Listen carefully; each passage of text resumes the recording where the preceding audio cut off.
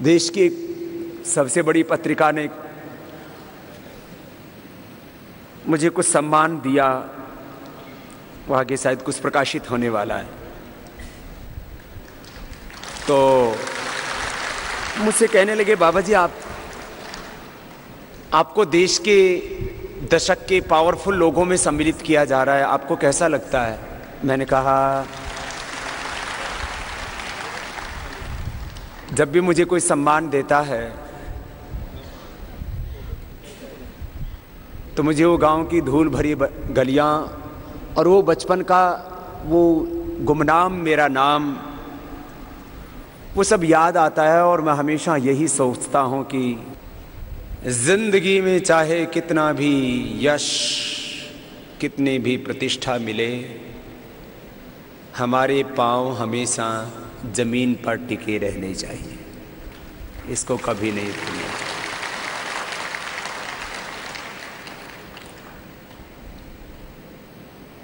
मुझे बाबा जी आपको जब सम्मान देते हैं तब आपको कैसा लगता है?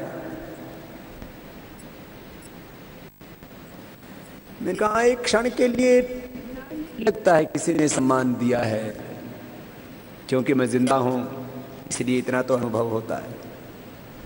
लेकिन एक क्षण का सम्मान फिर जिंदगी भर के लिए एक बहुत बड़ी जिम्मेदारी दे देता है।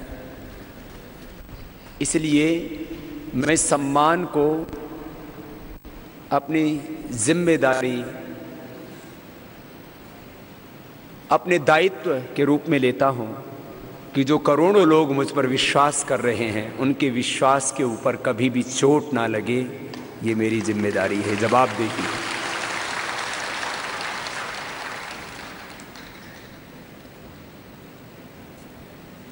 और जो मेरा अपना माइंड सेट है वो तो ये है,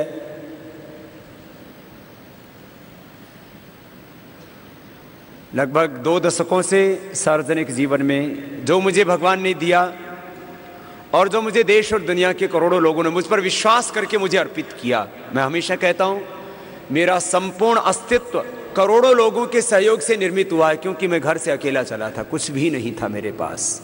विरासत में मुझे मनुष्य का जन्म मिला है, विरासत में मुझे कोई प्रसिद्धि, प्रतिष्ठा, ऐश्वर्य, नाम, यश, कीर्ति, ब्रांड नहीं मिला। जो मुझे मिला वो करोड़ों लोगों की बदौलत मिला और उन्हीं के लिए मैं उसको मानता हूं।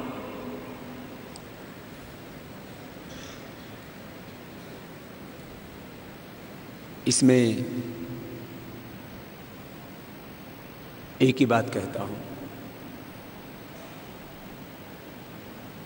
2 दशक से ज्यादा सार्वजनिक जीवन जीते हुए और जब मैंने देखा पूरे देश में कितना महान देश, इतना वैभवशाली, शक्तिशाली देश, ये मेरी धरती माँ ऊपर से जितनी प्यारी लगती है, ये रत्नगर्भा भी है, हिरण्यगर्भा। भगवान को भी कहा, मैं तो अपनी धरती माँ को हिरण्यगर्भा देखता हूं। अपार धन दौलत ऐश्वर्य से भरा पड़ा है मेरा वतन, लेकिन इसके पर रहने वाले देशवासी साधनहीन, भूमिहीन, दरिद्र रहें, ये देख करके दिल को बहुत पीड़ा होती थी। तो ये हमने काले धन, भ्रष्टाचार, व्यवस्था परिवर्तन के खिलाफ आंदोलन शुरू कर दिया। हमने अपने लिए कुछ नहीं मांगा था और हमने नाजायज भी कुछ नहीं मांगा था। हमने कोई अनैतिक, असंवैधानिक कृत्य नहीं किया था। हमने अपना हक मांगा था, हमने कोई भीख भी नहीं मांगी थी। लेकिन वो मांगने पर उन्होंने देखा कि ये तो पूरा देश जाग जाएगा।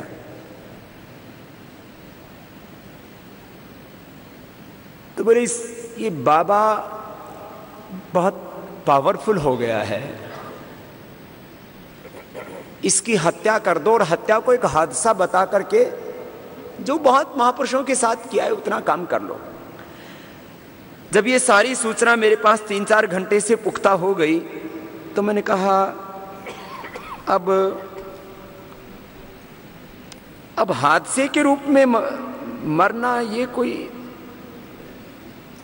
ये इस देश के लिए भला नहीं होगा। लेकिन मैं मानता हूं कि उस दिन यदि जिंदगी की दृष्टि से देखा जाए तो वो मेरी जिंदगी का आखिरी दिन था 4 जून।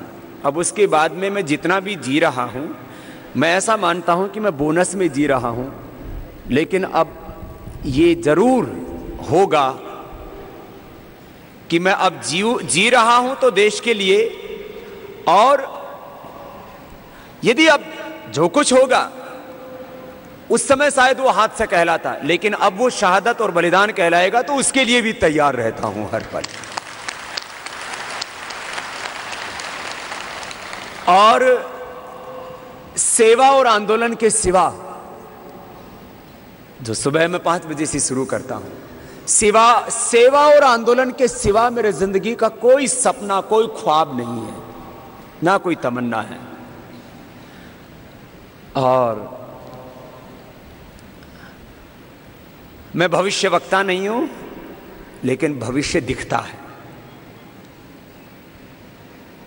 भारत का भविष्य मुझे आप में दिखता है, भारत का भविष्य मुझे देश के 121 करोड़ लोगों में दिखता है, और भारत का भविष्य इस वर्तमान चुनौती और विरोधाभासों से भरे हुए इस समय में दिख रहा है कि अब अंधेरा छटने वाला है, उजाला आने वाला है, और वो हम अपने आंखों से देख पाएंगे। ये मैंने आपको एक विचार रखा। अब जो कुछ चल रहा है आंदोलन के तौर पर, सेवा के तौर पर, इस पर पूरी दुनिया की निगाहें हैं और चर्चा हो रही है अब क्या होगा आगे भविष्य में। तो मैं एक वाक्य में कहूं तो अब हिंदुस्तान में सब कुछ बदलने वाला है।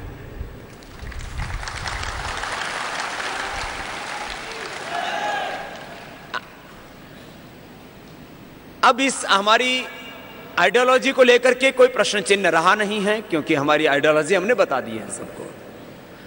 व्यापक शब्दों में कहें तो आध्यात्मिक राष्ट्रवाद और विकेंद्रित विकासवाद, यह हमारी आध्यात्मिक और सामाजिक राजनीतिक सोच है। यदि एक 2 शब्दों में इस बात को कहा जाए तो भारतीय राष्ट्रवाद। अब इस पूरे आंदोलन से जुड़े हुए एक एक प्रश्न को कुरेदा जाए और उसका उत्तर ढूंढा जाए तो वो बहुत व्यापक होगा। अब घरों में, गांवों में, गलियों में, मोहल्लों में, देश के जो नीति निर्धारकों में इन सब मुद्दों को लेकर के चर्चाएं हो रही हैं।